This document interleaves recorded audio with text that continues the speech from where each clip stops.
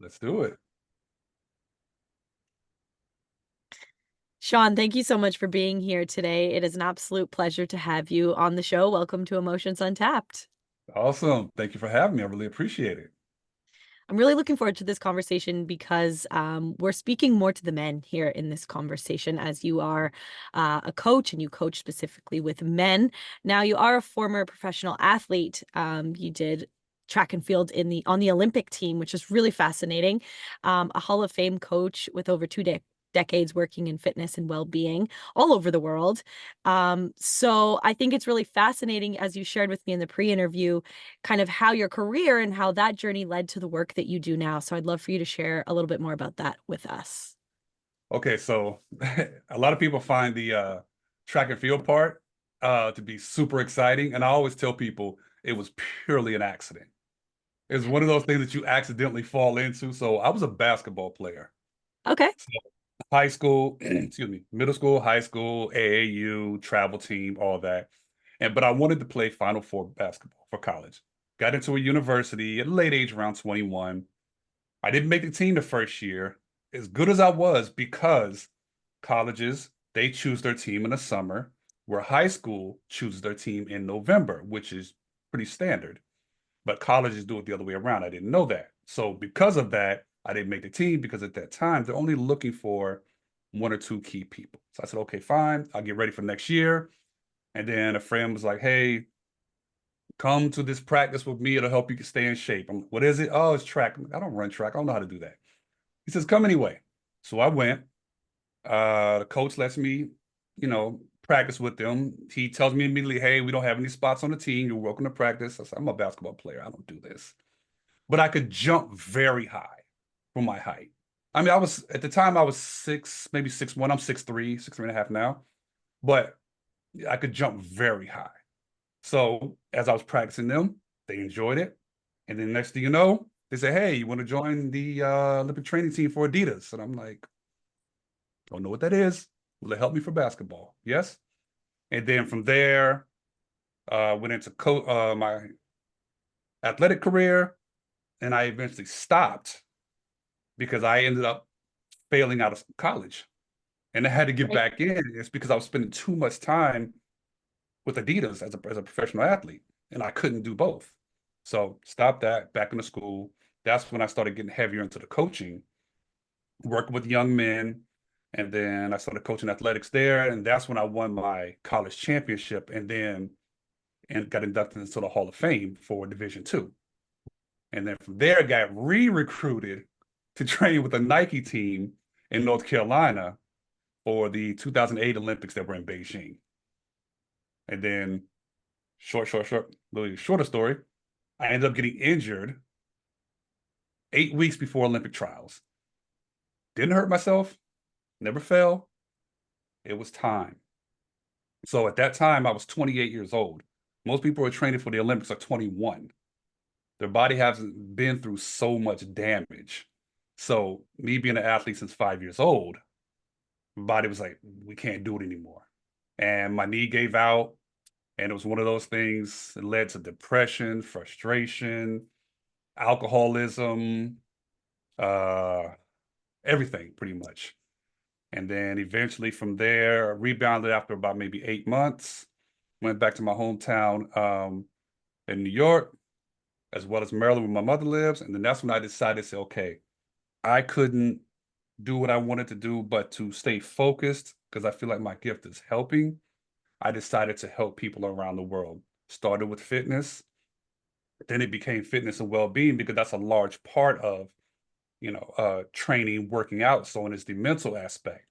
And because I had experience as a professional athlete, a Hall of Fame coach, and as well as I worked for the Pentagon for almost 10 years, I had the military experience as well. And I come from a military family. So I ended up bottling all of that into my coaching. And then, of course, fast forward even more, I got away from more so the training aspect and went to just the coaching aspect. So I trying to sum it all up. That's about almost 20 years right there. yeah. No, I love how it just kind of naturally had its own progression and took you through all these different journeys and all these different phases of your Mhm. life. And I remember in the pre-interview talking about, the Pentagon stuff, there was a lot of ways that you kind of overcame anxiety and saw other people struggling Yes. with anxiety. And that has been a big part of your coaching work that you do now as well. Yes. Huge part because my anxiety goes back to my childhood. So my parents divorced, 14 years old. And from then, I was just in the neighborhood I was in and out the streets. But basketball is kind of what saved me. And then, but that's part of what saved me. But the other part that kind of kept me out of specific trouble was when my parents split, my mother made sure, and this is a large part of my coaching when it comes to young men, men as a whole, and with helping women, is that one of the smartest things my mother did was she didn't talk bad about my dad. They were their own separate issue. The focus was on us. And she knew that at my age, I'm 15 at this point, I'm in and out. She knows that I'm in and out the streets. She got me around a group of men to help continue raising me and teaching me values and how to be a young man and family values, honor, loyalty, how to have respect for other people. And that's one of the main things I tell, like, a lot of young ladies that I train with, because most of them, over half of my clients are women. So that's one of the aspects that I work with them is like, yes, you guys, let's say you guys may not be together, but your son needs to be around some positive male role model, whether it be a good friend of yours, whether it be an uncle, whether it be a church member. Like my mother kept me in church, and I had about 8 or 9 guys wrapped around me. And basically, their way of teaching me was they knew I loved basketball. Okay, Shaun, let's go play basketball. And they would teach me little family values and little things that I could see them with their wives that they've been with for 20, 30, 40, 50 years. And they would just teach me little small things within basketball. And that's basketball was just having fun for me, but I was also getting lessons in between that. So I was yeah, yeah. Yeah, that's really fantastic of your mom to recognize that and really be Mhm. intentional in making sure that you had that community around you. I think that's a huge part of potentially what's lacking in today's society. As we know, there are a lot of broken families, reblended Mhm. families. A lot of divorce rates are very high, and Yeah. especially for young men, not Mhm. having that role model, a proper male role model in their life is detrimental and it causes a lot of pain. Yeah, it caused because I was an angry kid. It just you could I was very good.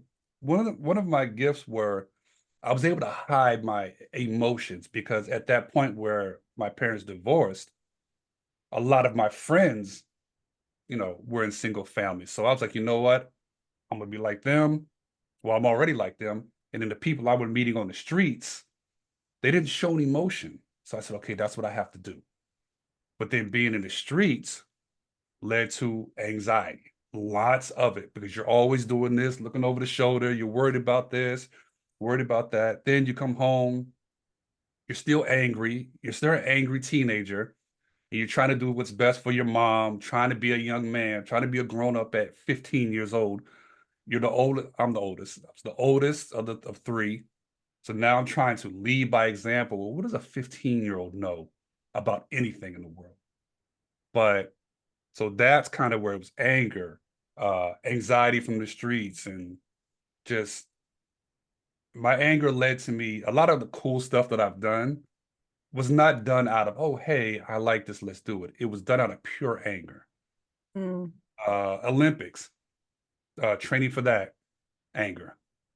Um, Being a teacher, anger. I wrote my first book, anger. Um, oh gosh, so many different things. And it took me 27 years to get rid of that anger because I didn't know how. There are other situations that happen, which we can get into shortly, but essentially that's the story of most young men, that Yeah. lose their fathers. Right. And one thing there that you said that really stuck out to me, find interesting, was that you said, to be emotionless, like it was your superpower to hide Mhm. your Yeah. emotions because Yeah. that was the environment that you were in. That was what the people were Yes. doing around you.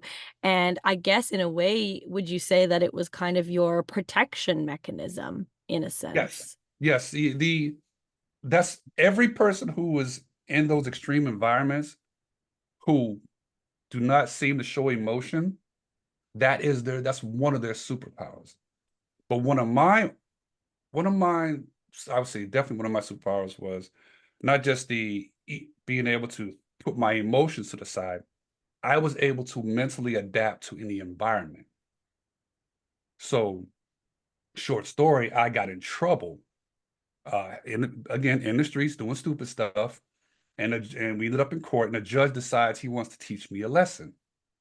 Granted, I didn't think it was the right thing to do. It was really something petty, but now I'm actually thankful that he did. But so he ended up putting me and my friend in jail for 4 days, basically over the weekend. And people would always ask me, weren't you afraid? You're this kid. And I was in there with accidentally, of course, you know how the court system goes.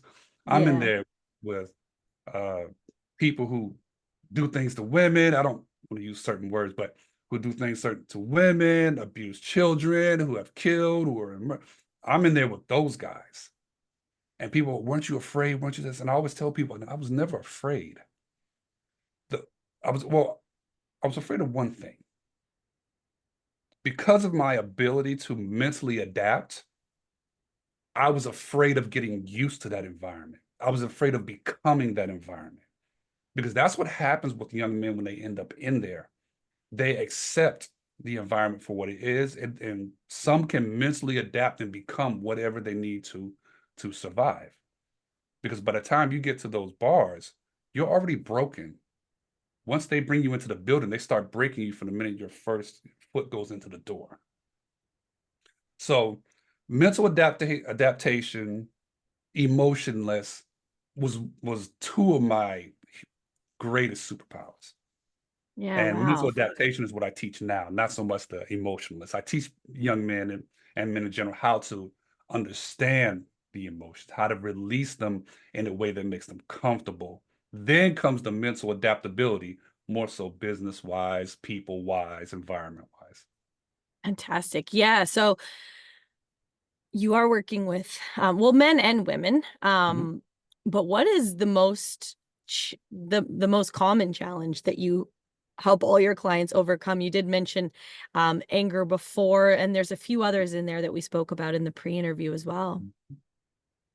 Forgiveness.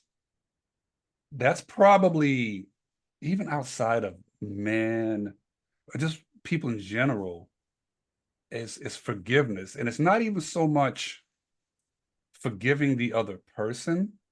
That part has actually become pretty easy, if you allow yourself. But then there's another half of it, which is yourself. Because we tend to say, okay, oh, I did this, I allowed this, I did. We have to forgive ourselves for, however we felt going through that. Because sometimes we end up blaming ourselves. Oh, it was my fault. I should have did this. Or later on, you think, I could have gotten out of it. I should have did this. But still, there comes that forgiveness part. So my case, I was angry for 27 years. I forgave my father years ago, but I never dealt with my own issues. I never forgave myself for being that angry kid, for being that kid that was spiteful, that would take my mother's car in the middle of the night and go to a dangerous neighborhood to play basketball, that ended up getting into the system. One who, for years, just tried to prove a point that I was good enough, that I was worthy enough, that I am a good person. I had a gym teacher just after my father left. I had a gym teacher watch me play ball one day, and I was really good. First time dunking the ball ever. Ball comes off the rim. I just so happened to jump up, catch the ball, realize how high I was, and dunk the ball. Came down. My friends were excited. I'm like, yeah, I dunked the ball, yeah. And I feel someone standing behind me. I turn around. It's the gym teacher. So I'm thinking he's gonna, as a kid, and you see an elder, you're thinking he's going to give you something, and everyone's celebrating you. He just kind of looks at me and just says, "You're a waste of talent," and basically just says, "Get the F out of my face," and walks out. Completely destroyed me. And that's why I said all those years I was trying to prove a point. Because from that moment on, I said, I'm not a waste of talent. I'm going to prove if I find anything that I'm interested in, not only am I going to do it, I'm going to do it better than the best professionals. And because I had that ability to mentally adapt, I could become whatever I needed to be. And that's what I did. But the reason he said that, because he knew I was in the streets. He knew I was hanging with all the wrong people. He knew I was great at basketball. But I had a 1.3 GPA. He knew that. And that's why he said that. So even now, I'm like, you know what? Even though I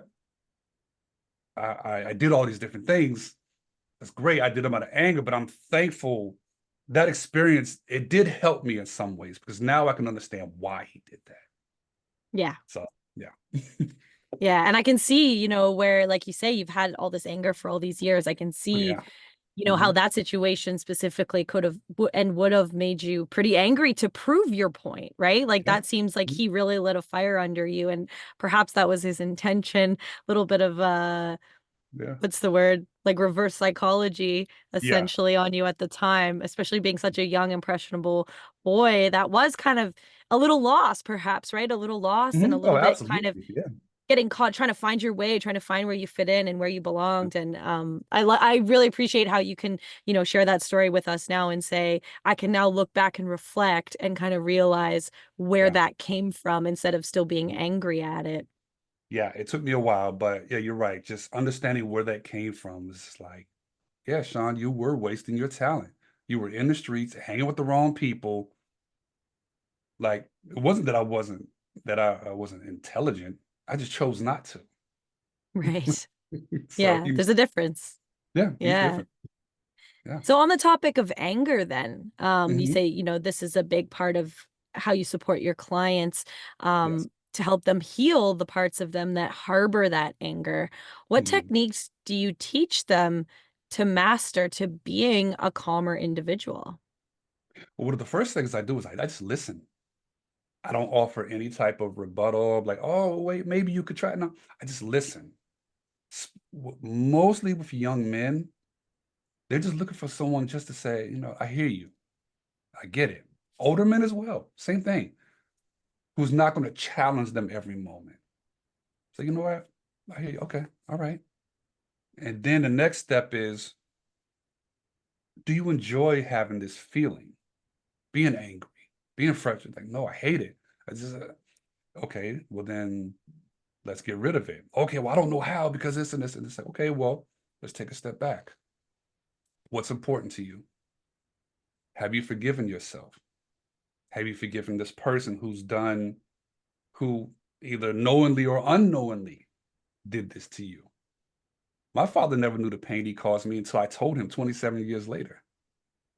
He just thought I was just a kid. All right, well, kids gonna be kids. And he would try to contact me. I mean, he knew I was a little angry because I didn't answer the phone.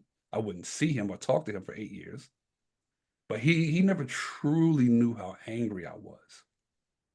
So a lot of times we try to go back to the root of what it was. And sometimes a lot of pain, especially with the young men, because we'll hold on to that. Like I always tell people, like, and most people know this, for young men, we don't show emotion, we don't give emotions, we don't, but when we do, let's take it to high school. When we like a girl, we like a girl. When we give our heart to her, which we don't give too often, it's the world to us. And then when it's broken, or if it's broken, we don't know how to recover because we're not taught that as young men. We're taught how to survive. We're Mm, taught how to take care of a family. We're taught how to work, but we're not taught how to deal with this. It's just something that, it does just, this generation, they're being taught that, which I'm so thankful for. But my generation, I'm 46. My generation, the generation after me, that wasn't a big thing. So we go back to the root, what it was, who was it, if you want to talk about who, what it was, how did it make you feel in that moment? Do you think they knew what they were doing? Do you think they were doing what was best for them or what was best for you? And then we start breaking it down, just simple questions of what his opinion is. I'm not here to tell him he's wrong. That's for him to figure out and put together. I'm here, so let's bring it all out so we can see it in 3D and figure out how can we get rid of that. For example, it's like watching, I don't know if you've seen like Iron Man, where he kind of has his little office. He takes like the little ball and just kind of opens it up, and there's these little dots everywhere. And I look at that as, okay, here's your anxiety, your anger, your happiness, your this, you're trying to figure out what these small little anger, resentment, let's look into those. We're angry. You have every right to be angry. Your father left you. He had no answer for you. Okay. How do we get past that? Did you forgive your father? Yes. Did you forgive yourself? What do you mean? And that's Mm, where we start. right. So how do you teach that then? I mean, self-forgiveness, I mean, it's a pretty, I mean, it's going to be on an individual basis, of course, right? For Yeah. all your different clients, but what are some of the Mhm. kind of foundational teachings that you have around really getting people to understand how to forgive themselves? One of the biggest things oh gosh, I can't remember. I learned this one years ago. I can't remember where. But basically, it's funny, I actually did a video recently. It was called I Release You. Okay. Yeah. And basically it's the idea to say I release you from release you in the pain that you caused me. It's not that you acknowledged what you did to me. It's not that you even care, but I do this for myself. I'm releasing you so I can move on. It's not that I agree with what you did or that I was wrong in a situation. So then we take it from there, the releasing of the person. Then we go to there's a next step where it's imagining that person as a baby. Imagine that person as an adult, as a young adult, and then as an old person. You know, it's the can we get into the mind of that person? Do we think that person might have been doing what they thought was the best thing? Is that all they knew? Maybe they didn't have the education. Maybe their father did the same thing to them. I had a conversation with my father maybe almost a month ago. And one day I just said, hey, Dad, ask me, tell me about grandma and grandpa. Because I never met them because they died when I was very young. So he told me about his mother, and I remembered some of that, and I'd seen a picture of her. I said, okay, what about your dad? My father was like, I never knew him. Mm, And that made a lot of sense as to what happened with his and my relationship. Now I understand why it was, in a sense, so easy for him to make certain decisions because he never knew his dad. He was never instilled with those specific values. So when I work with a client, we're able to go that far back, mhm. then it's just like, okay, I can see, not that it was right, but I understand now why this may have happened. Again, it doesn't make it right, but now I can understand how this happened. Then we start getting into, okay, let's work through, can we forgive ourselves? Okay, yes. Can we forgive that? First, we start with that person. Then we work on ourselves. Just small things. It's not like, okay, I'm gonna forgive him in one day. No, it's a process. Yeah. What do you love about your dad? Well, what did you love? What made you happy when you were a kid? Okay, if you never met him, what would you like to have done with him? What kind of things did you envision? Is it a father-son baseball game? Is it riding the bikes together? And then we start bringing them more happier thoughts as opposed to the anger, especially if they didn't know the father that well. Mhm. Or if you had some time with your father, we go back to those days. And then what would you have liked to see? And it starts opening the mind into more uh, calmer waters. And they become actually, oh man, I would have loved to this, I would have loved to that. Because your father's still alive? Yeah, he's still alive. well, there's still time to make new memories and remend that relationship. And we kind of go from there. Fascinating. Yeah, I can see how the self-forgiveness aspect and the harboring anger can kind of Yeah. come in somewhat of a harmony and be kind of, I suppose, healing those two parts of someone simultaneously through what you just described. Yes, yes, yeah. You first part, forgive the other person, but the heart, especially for us young men, I know some ladies think they can be pretty stubborn. When it comes to the emotion part, A1. We are the most stubborn because we don't understand our emotions.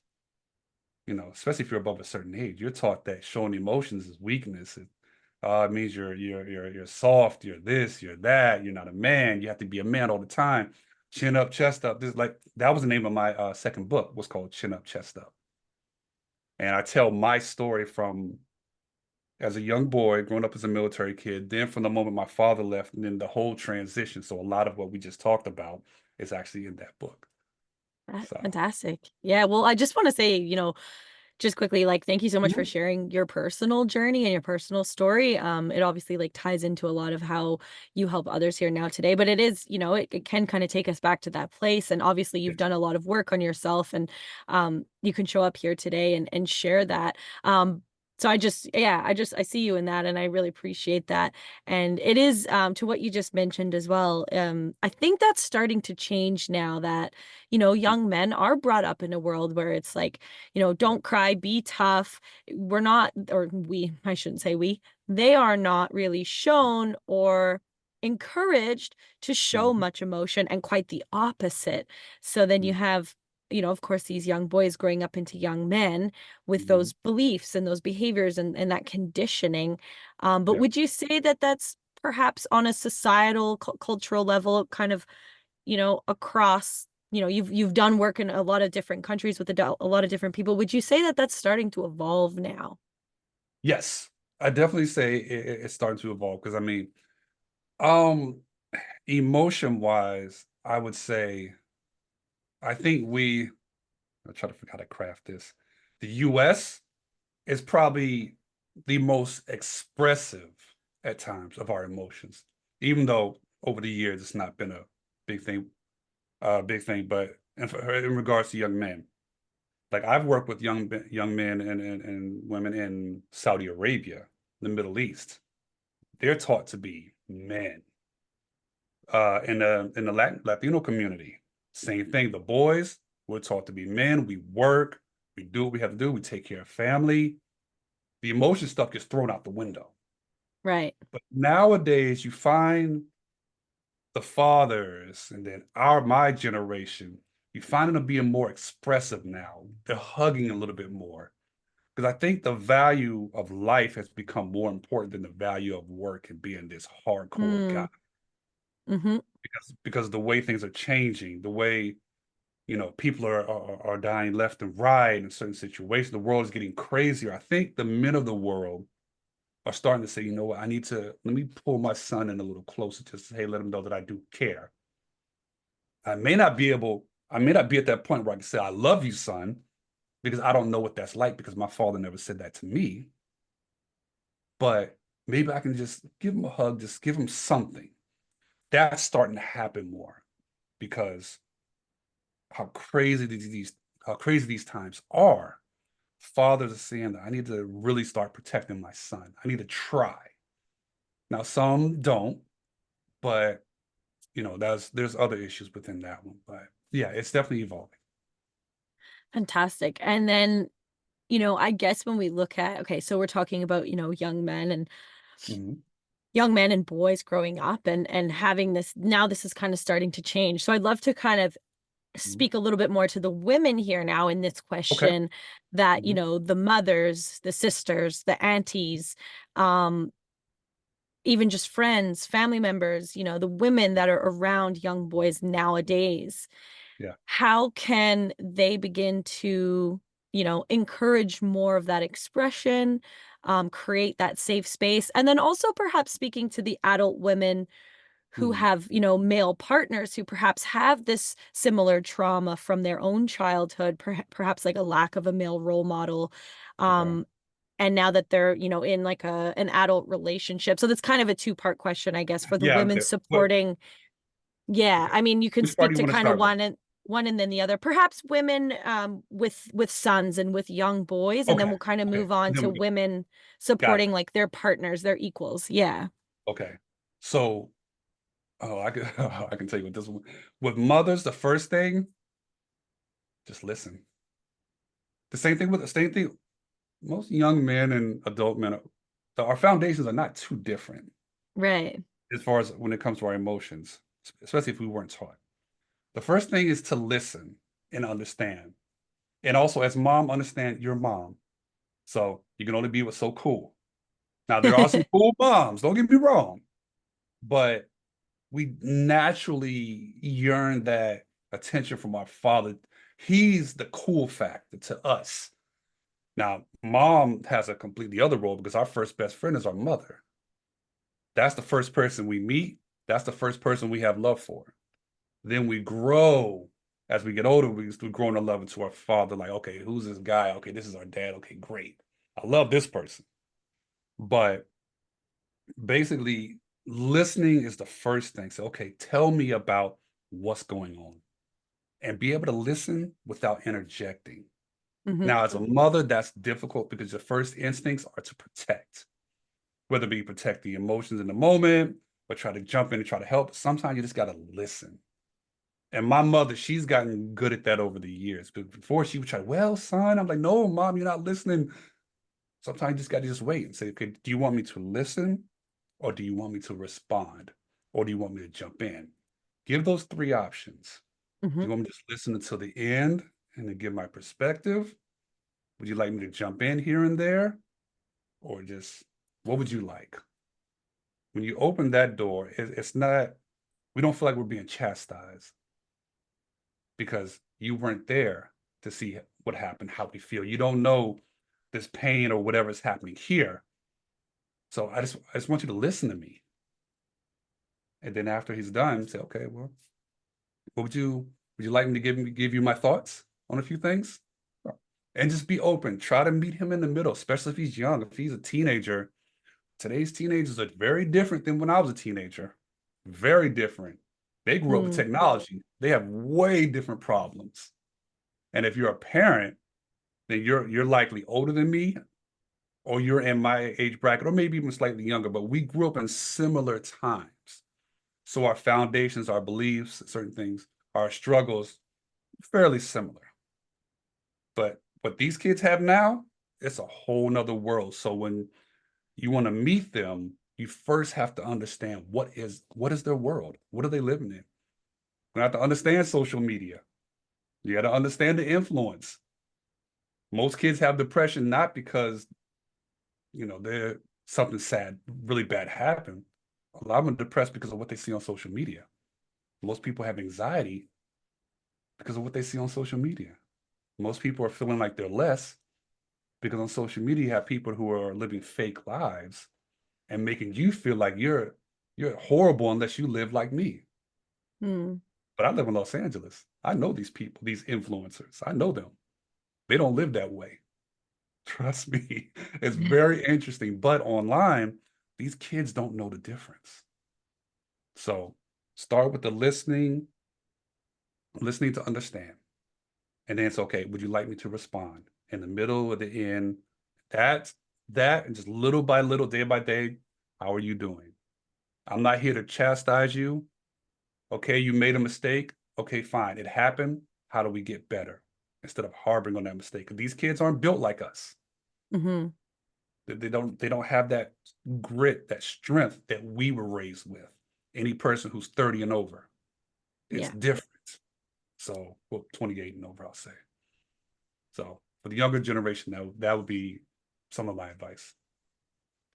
Fantastic. And I mean, there's similar, that's, I feel like that can relate as well to, the adult woman supporting the adult man, that, to Hmm. just listen. I think that's, I'm sure that would be a huge factor as well. Was there anything else that we'd want to add to Yeah, that scenario? yeah. So for now, I was going to shift over to the young men now. Yeah. So for I mean for the men. So for the men, like you said, it's very similar. The first key thing is listen. As adult men, we don't want you necessarily to solve our problem. A lot of times we're just trying to get it out because especially if you have a man or a husband or whatever who's very creative. He works in a high stakes job or he works in we're natural problem solvers and we love doing it. That's why if you put an IKEA box in front of us, give me a beer, get out of here, and give me 40 minutes. You know what I mean? That's Yeah. how we are. We love that element. So when we're having a problem, it's the same thing. Just be willing to listen. Or if you want to be in there while I'm putting this IKEA thing together, chill out. Hey, you know what? Hey, can you hand me that tool over there? Can you hand me that? So can you, but don't try to solve it for me. This is what I love. I'm coming to you or I'm opening up because I just need someone to listen to me. Then again, from there, do I respond? Okay, great. And it's one of those things where you almost have to help him get to the solution without giving him the solution. Mm, Because we yearn that, okay, I figured it out type of thing. That's just something that's built within us young men. One of my favorite things was when I was dealing with my anxiety was I loved working on the Rubik's Cube. This is mm, something that I always have with me, and I use it for any anxious moments that I'm having, but I also use it for keeping my mind sharp, looking at things three-dimensionally, because as I move this thing, it's never the same. Every time I manipulate it, go through it, and I try to fix it, it's never the same thing each time. And that's how we like to see things. We love that challenge. So I would tell people, don't tell me how to do it. Just, okay, what are some algorithms that I can use? What are some different ways? And then I go from there. So help him get to that solution, but make him feel like he did it. But the yeah. listening part is very key. And again, non-judgmental because just like a child, you have to be gentle and kind with our emotions. Because if we're a man who's over 40 years old and most of us weren't taught how to deal with our emotions, it's not going to be difficult to trigger us if we Right. haven't got control of that. That is not going to be hard. So, Yeah, well, that's a great share. And I think mhm, from the woman's perspective, if I may, it is kind of sure. that would be a practice and it would be quite challenging to, like you say, kind of lead the man to the solution without giving Yes. him the solution, giving him Yes. the space to figure it out on his own. Because you just want to be nurturing and helpful and let me show you the way, right? It's kind of like our Yes. natural instinct as well. So Mhm. there's a fine balance there. And I think this is what makes interpersonal relationships so complicated sometimes. Yeah. Yeah. And to that point, it's like, for example, my girlfriend, when I start talking, oh man, there's this, I'm trying to figure this thing out. I have this program I'm putting together, and then I'm completely overthinking it.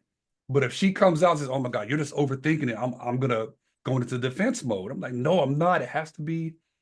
And she's learned over time, so okay, I don't want to solve it for him because he's just gonna fight me on it. Mm, But then she says, okay, all right, I'm listening. And sometimes she'll even take notes. Okay, but she's listening for the things that I'm saying to right. help guide me to the answer. And then I'm like, "Ugh, I'm done." And then she can tell, like, okay, he's done, he's spent. She's like, okay, well, are you open to what I think, some ideas? Then at this point, it's just like, okay, all right, what do you have?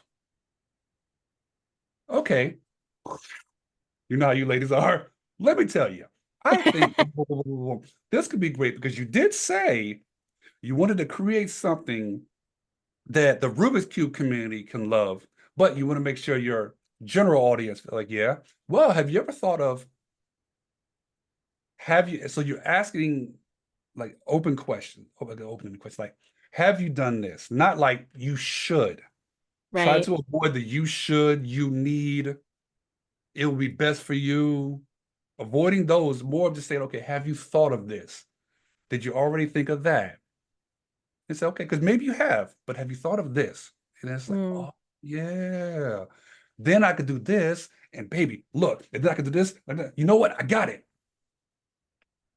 Job done. He feels like he got it. All you did was suggest, like, okay, maybe I did miss that point. So it's kind of reverse I like psychology that. you said earlier. Yeah, no, I Yeah. like that. I like that. It's like just And it works every tweaking those time. words. Hmm. Yeah, And just tweaking sometimes those words ever so slightly, and boom, mhm, that's the magic sauce. yeah, sometimes we'll constantly say, hey, I need your opinion. And that's all. We're looking for your opinion, your thoughts, and just leave it there. Don't say, okay, hey, look, you need, try to avoid those because then we're going to fight you. Because now we feel like we're being told what to do. Hmm.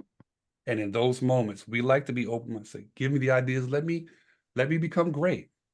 Hey, if you want to lead a guy towards helping him with his, let's say like I hate flying, but I have to fly a lot.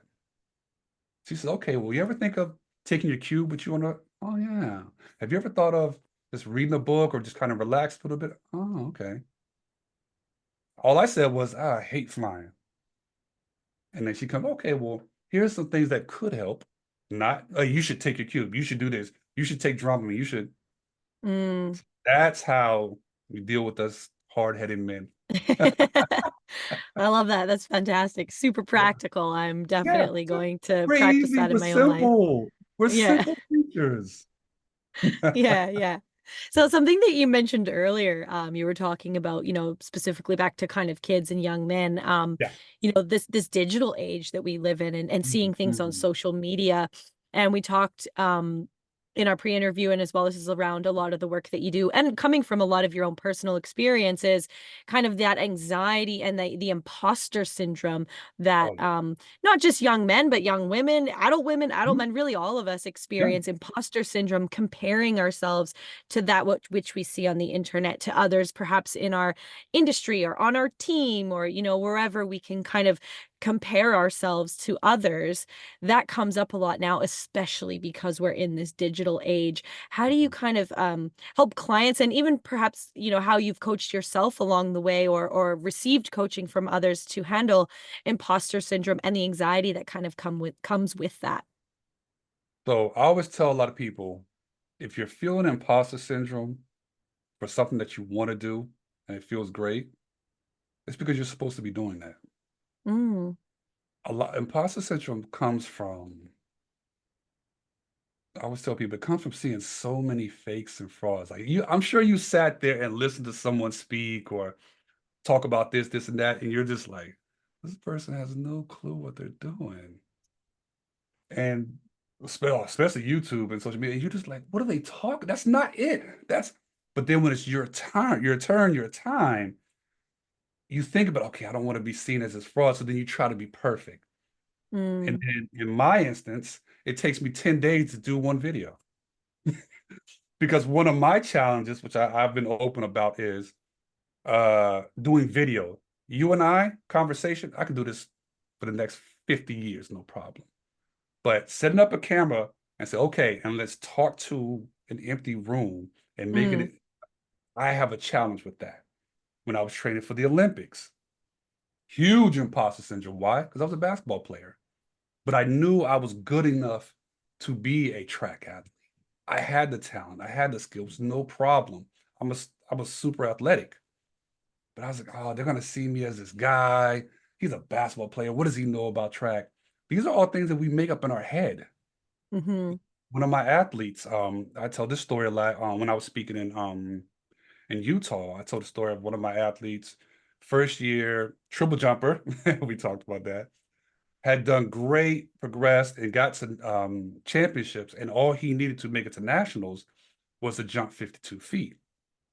So, first jump, second jump, third jump was pretty good, close. So, on his last jump, it's one of those situations where everything's perfect. You hear a pin drop, you feel like this is it. He goes, first jump, second jump, third, and I'm from this angle here, so I can see his face. And right in that moment, when he's in midair, getting ready to come down, I see his eyes start looking around the room. Immediately, as you know from an athlete, you break that concentration, it's over. And I'm like, no. And then instead of landing, he just brings his feet down and lands on his feet and runs out. oh So no. I talked to him, and everyone's like, "Oh my gosh, he this," and he wasn't prepared to be the best. Right. The anxiety got to him, and imposter like, oh well, am I really ready for this moment? I asked him, how did you feel? He's like, I didn't feel anything. I said, well, in your jump, he said, I felt like I was in the clouds. And I said, then what happened? He said, but then I was unsure. And I was like, Mm, there it is. He was more than capable. So I told him, I said, would you like to know where you came down at with your feet? And he was like, yeah. I said, you came down at 51.5,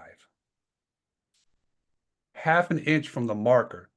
So had he kept his feet up, he'd have qualified. He'd have probably jumped 54, 50, 55 feet. And it would have been a record, and it would have launched him to nationals. right. But because of that, I don't know if I'm good enough to do this. He backed out of the jump mid jump. Now, Yeah. of course, he qualified later on, but that was one of those defining moments where everyone was like, this is your chance to beat the best in the conference. And he didn't think he was ready. It It was in his mind. was all in his mind. Yeah. It was all in his Yeah. mind. The imposter syndrome, it's one of those, most people, again, most people who have it, it's because you're right where you need to be. You're right where you need to be. You only have it because you have the gift, you're capable of doing it, but you're worried about how other people are going to perceive you. Mm, That's all it is. It has nothing about your ability to do it or not. It's what are people going to say about me? How are they going to see me? I'm recording these videos. Are they going to look at me and be like, oh, there's another guy on YouTube, another guy on this? Or you start thinking about those things, not how great you are, not how much there's millions of people who need to hear what you have to say. It's all in here. You're making it up. yeah. None of this hasn't happened. So, So how do we shift that focus then from instead of that feeling of, I'm not ready, I'm not, it's not my time, or it's not, like all of the negative thoughts that are going to feed that imposter syndrome. Like, is it just a mindset shift? Is it just where we focus our thoughts? Is there something else deeper, another, say, modality or other work that needs to be done there? in some cases, I would say mindset, but in this, when it comes to imposter syndrome, I'm gonna take it deeper. Love yourself. Mm, Be okay with yourself. Accept who you are.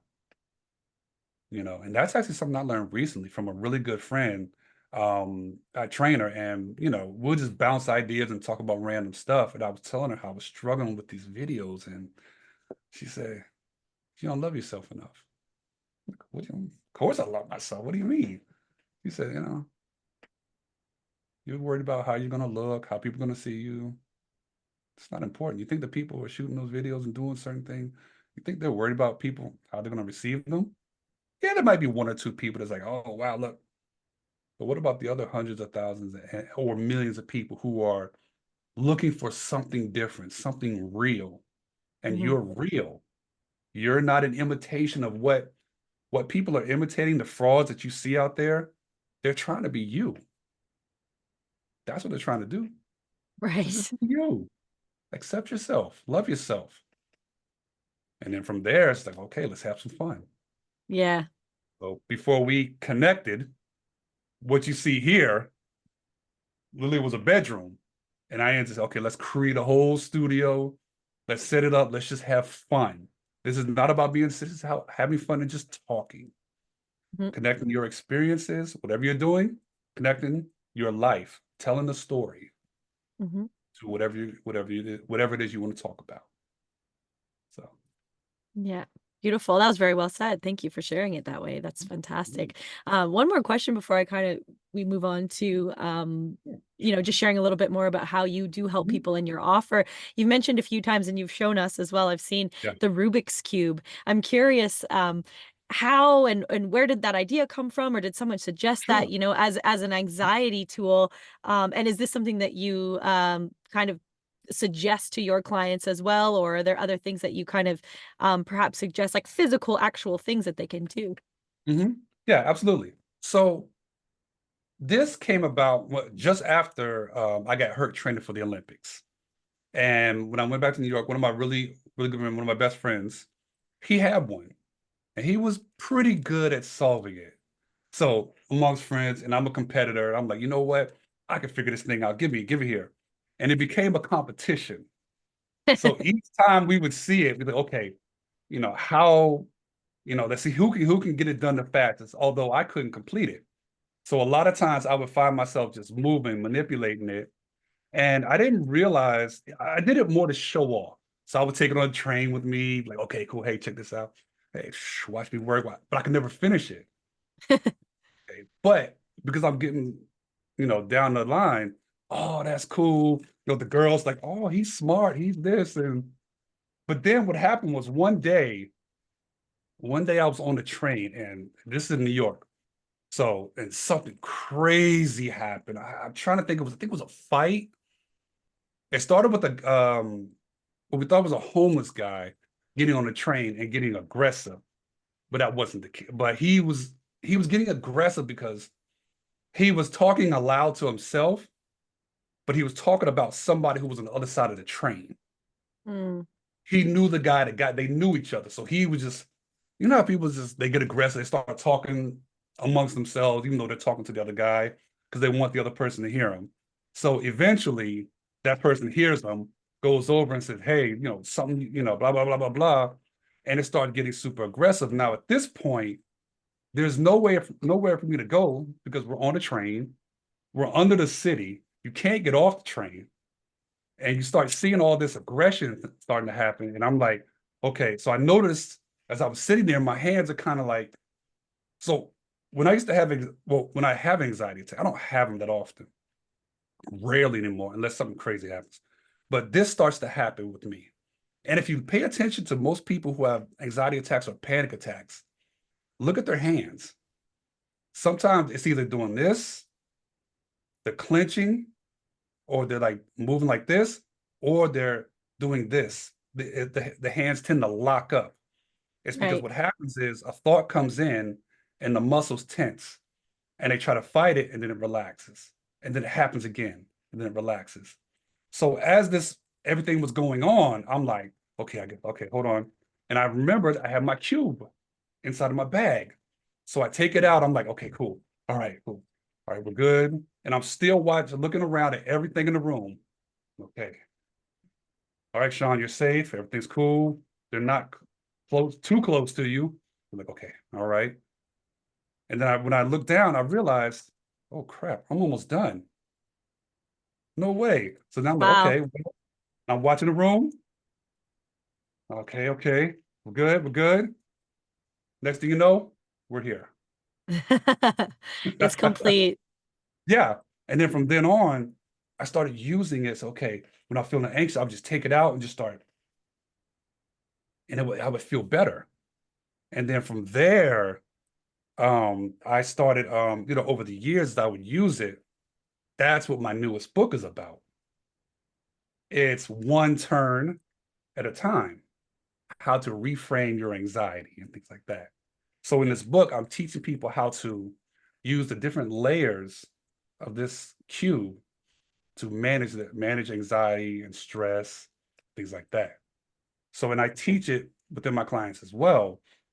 Not so much with the cube. It's I teach them about the different layers and how it can relate to anxiety. But I absolutely tell, hey, learn how to do this, not just for the anxiety, the stress relief, but to keep your mind sharp, Mhm, allow you to see things three-dimensionally, and understanding that the world is similar to this. It's never the same every day. There's always something different that happens, mhm, and we have to use different combinations to get through the day and to make it work. What I did yesterday is not going to work for today. What I did 10 minutes ago is not going to work for this. The same combination I just did to finish this, the next time I try it, it's not going to work. So I definitely encourage that. yeah, cool. That's fantastic. I love like the metaphorical sense in that as Mhm, well as like the actual tangible like cube itself and the fidgeting and the physical aspect, but then how it mhm, relates to life and kind of all those different layers that we have to uncover and all the different combinations of trying things and approaching things in different mhm, perspectives that we have to have and different ways that we have to understand things in order to, just get to know ourselves better in the world around us. That's fantastic. I love that. So you mentioned your new book and mhm. the title of that, One Turn at a Time. I love that you have written all of these books from all these almost different times in your life. So you've written 5 books. This is the 5th one.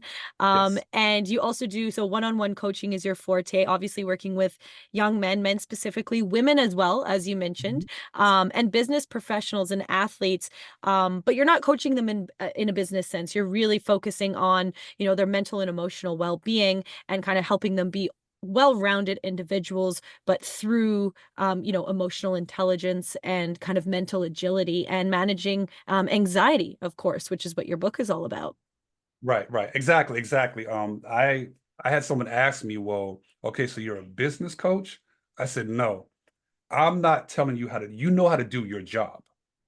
I'm here to fix well, fix, but I'm here to work with you on the emotional parts with it, the mental adaptation that we talked about earlier, adversity training, the understanding how to deal with workplace anxiety, dealing with toxicity. Now this is just from a business perspective, but I start going into those aspects. Okay, working on promotions. Okay, I want to get a promotion. Okay, I want to be a team leader, or if you're a business owner or entrepreneur, okay, finding that diamond in the rough, finding that one person that's in your staff that can help you get the best results or ROI out of, or if we're talking just in general with young men, we focus on. I'm not telling you how to live your life. I'm just helping you, enjoy your life a lot smoother. Mhm. And the same thing with young ladies. We talk, going back to the root of things, dealing with the emotion, dealing with heartbreak, dealing with um, let's say work challenges, kids, how to deal with young men because we can be a handful. So yeah, I focus more on that, not so much. Hey, I'm going to help you. I'm going to tell you how to do your job, or no, that's not what I do. Yeah. Fantastic. Happy. Well, yeah, it's Mhm. really fantastic to, hear your story and see how passionate you Thank you are so much. about what you do help people with. And it all kind of stems from your own life experience and the lessons that you learned along the way. And I love how you've taken all this life experience and, you're creating an impact out of that. And this is, most people come on the show. This has kind of been their journey also, but everyone's is so unique at the same time. And yeah, it's been absolutely fantastic to hear your story and to hear your answers to these questions. I know this has been extremely valuable to the audience and there's been a lot of takeaways here. Where can people find you, get in touch with you, take a look at your book, perhaps order that for themselves? Yeah. Okay, yeah, great. Thank you again for having me here. On all social media platforms, LinkedIn, Instagram, it's I am Shaun Spencer. So SHAUN.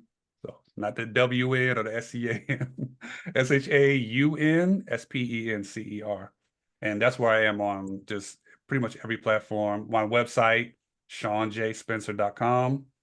Um, let's see. And then for the book, the link will be going up over this weekend for the new book. I'm actually launching it this weekend, so that'll be cool for that book. And then I also have uh, a book that's specifically for workplace anxiety, Okay. sexual harassment. And then prior to it, it's going to be a 3-book bundle: workplace anxiety, one turn at a time, reframing anxiety. And I have one called the Sprint Method, which is more so for young men, young women who are athletic or performers, and it teaches them basically the essence of emotional intelligence, sprint, you know, self-awareness, purpose-driven, resilience, interpersonal skills, navigating anxiety, and transformation, basically mental transformation. So Hmm. that's a short book for them, 70 pages. So basically it's gonna be a nice, cool little bundle. So all of that's gonna go up this weekend. But Great. yeah, that's find me. I love that. Well, thank you again for yeah, being here, having a conversation, making the time to share. And any final thoughts before we wrap up? Um, other than we got to do this again some other time. This was awesome. Yeah, it's again with the anxiety imposter syndrome, for mostly for the women who want to help their son or who want to help with the young men, start with just listening, and ask if they would like you to, hey, you want my opinion on this? You want my opinion on that? Again, guide us there. Don't give us the answer because we yearn to figure things out. But the first step is listening. For young men, forgiving. If you cannot forgive yourself, it's not going to matter how many people you forgive because you're still going to harbor that anger. And I held it for 27 years. And it took a horrible situation to happen to me for it to break me. I had to go into therapy.